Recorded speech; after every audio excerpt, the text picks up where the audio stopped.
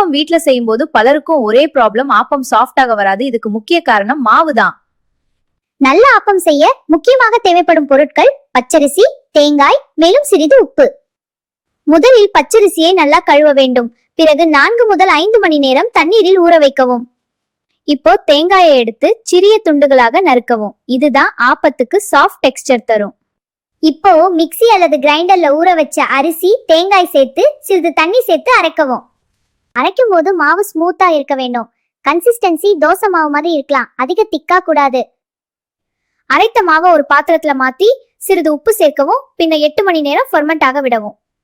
காலை பார்த்தா மாவு நல்லா புளித்திருக்கும், மேலும் சிறிய பபிள்ஸ் இருக்கும். ஆப்பம் செய்ய ஆப்பச்சட்டி சூடாக்கவும். ஒரு கரண்டி மாவை ஊத்தி சட்டியை சுற்றி டில் செய்யவும். சுற்றிலும் தின் லேயர், நடுவுல சாஃப்ட் சென்டர். இதுதான் பெர்ஃபெக்ட் ஆப்பம். தேங்காய் பால் அல்லது குருமாவோட சர்வ் செய்யலாம்.